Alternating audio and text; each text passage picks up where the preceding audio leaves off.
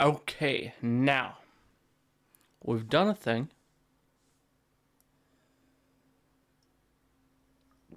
It's not 100% there yet,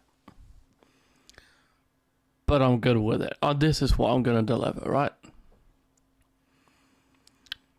So, post box stand thing.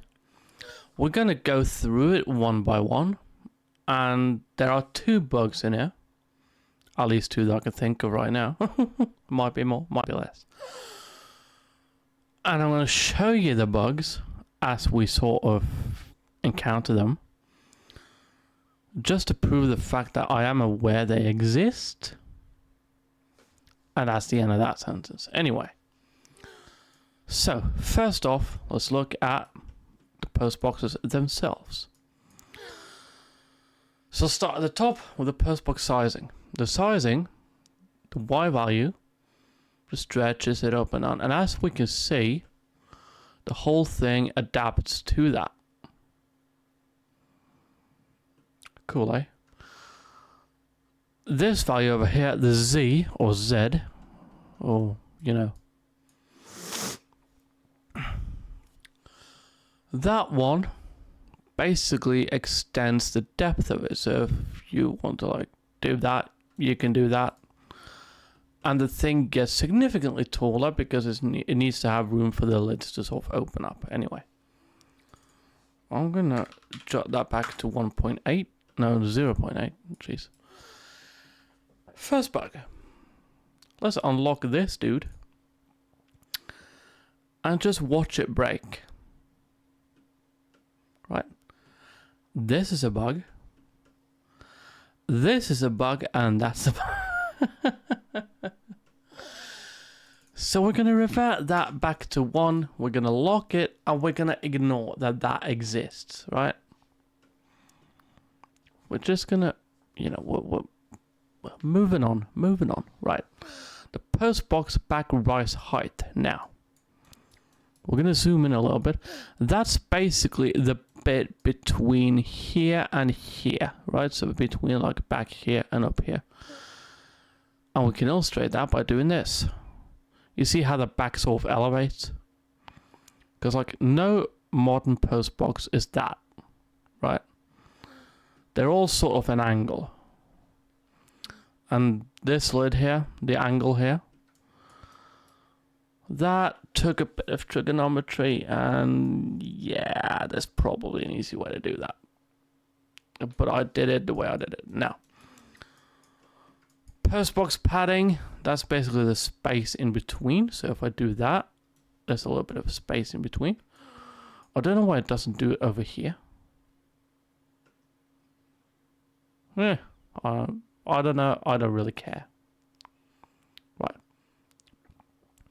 Now, second bug. I'm going to do a thing, right? I'm going to set you to 5. I'm going to set you to 15.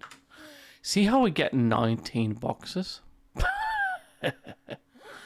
Now this could be called a feature, right? Because I've done a lot of test cases with this. You never end up with fewer post boxes than the amount of houses in the neighborhood.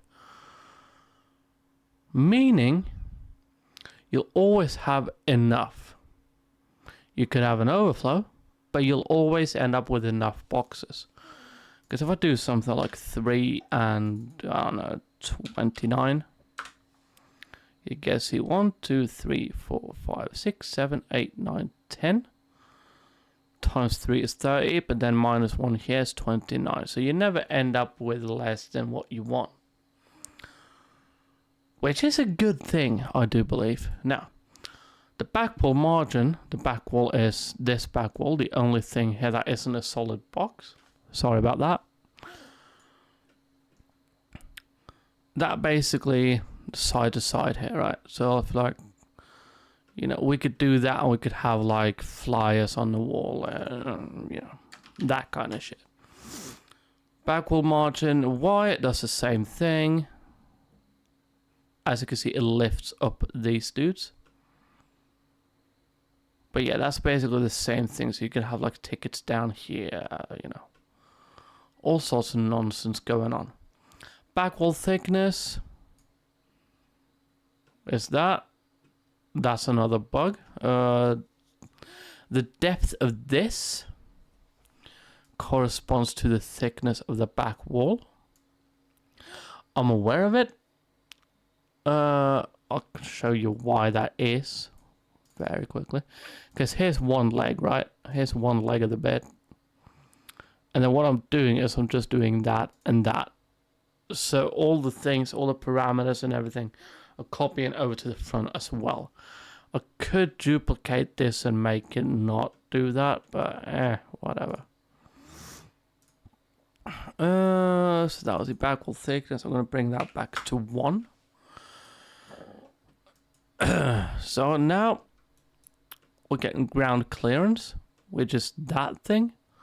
It basically raises up from, from the bottom of this back wall, and from the wall bottoms and upwards, they sort of do that. So if you want to be able to drive a car under it, you can do that. But we're not going to drive a car under it, so I'm going to reset that to 1. Sidewall thickness, the thickness of these sidewalls here, boom. So you could do like that if you wanted to. You could build like a little room in here. You could do things, right? We're almost done, Jesus.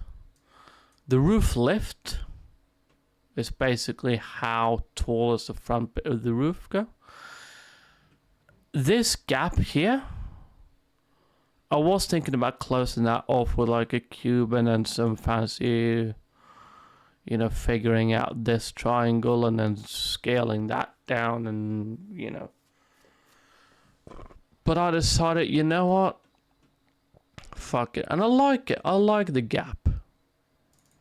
It feels like the roof's going to fall on you. And I like that. I like that little bit of fear. Roof thickness, self-explanatory. It does that. It's not really needed to do that, but you could do that. You could have like things up there, whatever. You could have like a secret compartment, like a ladder behind it or something. No, it's 0.3, wasn't it? So that's basically it.